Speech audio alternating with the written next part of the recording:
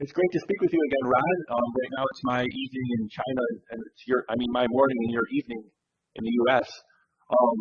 Well, today I'm looking forward to hearing your views on the topic of how collective learning is the essence of true organizational learning. And, my first question is, what is collective learning, and how is it different from other kinds of learning? Okay, Dustin, good to be with you again. Collective learning is at the heart of the new emerging management model.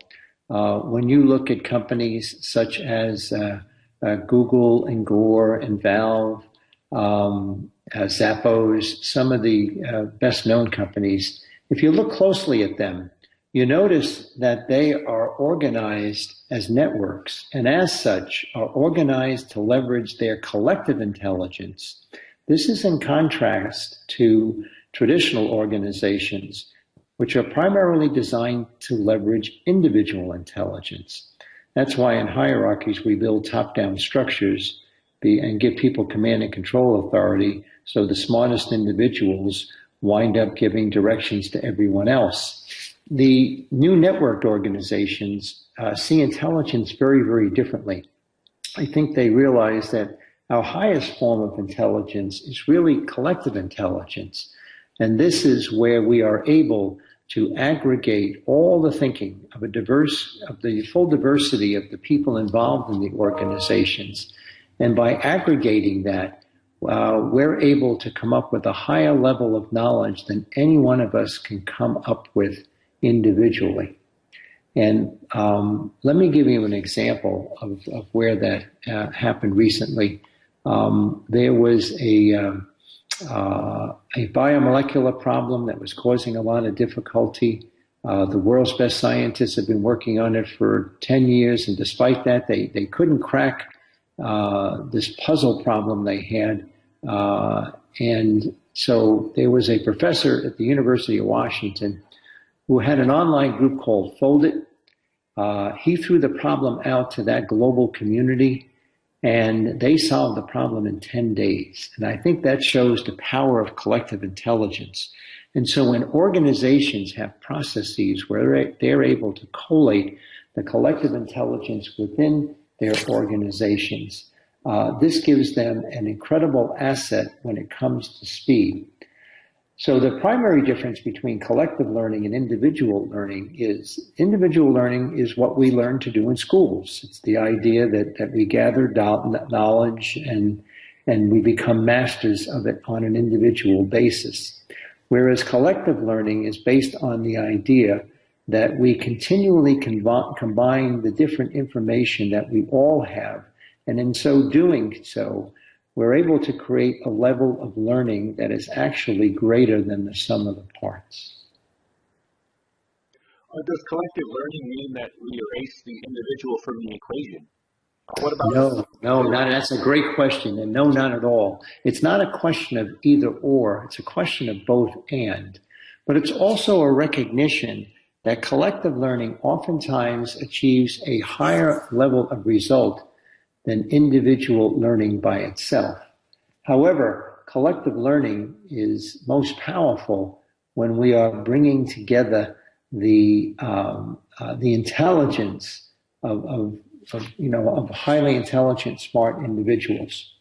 This point was especially made by James Surowiecki, who wrote a book called The Wisdom of Crowds, and what he focused on in that book is how oftentimes collective intelligence works much better than relying upon the intelligence of a single individual to plot a course of action or to make a decision. But he's very careful to point out that in order to get collective learning and contrasting it, if you will, to group think, there are 4 conditions which are very important. The first is you need diversity of opinion. The second is you need independent thinking. People have to be free to express what they think. You have to have a lot of local knowledge. So a lot of individual intelligence of local factors, be they knowledge about customers or knowledge about business processes, is critical to the process. And finally, you need an aggregation mechanism to pull it all together. And so clearly, individual intelligence is an important component if we want to get to a high order of collective intelligence. Can you be both an individual and also be part of a collective? Yes, yes. And in putting together and processing collective intelligence, you want individuals to have the freedom to express the intelligence they have. And oftentimes, I think particularly highly intelligent individuals really come to value the collective learning process, because as a result of it, not only do they get to contribute their individual knowledge, but by experiencing and helping to craft a collective learning solution, they're also expanding their own individual intelligence even more. And my last question is, what's the difference between cooperation and collaboration? This was a point that Jane McGonigal focused in on. She wrote this wonderful book called Reality is Broken.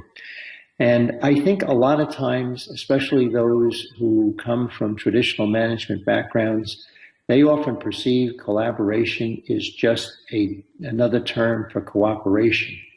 But McGonigal points out that no, collaboration is really much deeper and much broader than mere cooperation. She defines collaboration as the intersection of three factors, one of which is cooperation. And cooperation is the attitude that I'm going to work more effectively with other people. She also points out that in addition to cooperation, another element is coordination. So while cooperation is the attitude, I'll work with you, coordination are specific processes where we'll come together and do the cooperation. But she says there's a third element, and this is what really distinguishes collaboration from simple cooperation. The third element is co-creation. And she makes the point, without co-creation, you can't have collaboration. And this is, again, why networks leveraging collective intelligence are so important, because collective intelligence is, by definition, a form of co-creation. The problem with traditional organizations and their reliance merely on coordination and cooperation is what they're really looking for in those two dimensions is that people will get on the same page, they will fall in line with the company directions, and become good followers. But in traditional organization, which is leveraging the individual intelligence, if you will, of the managers, there is not only not an expectation of co-creation, but oftentimes the organizational processes are designed so that co-creation isn't possible because it's not seen as a need.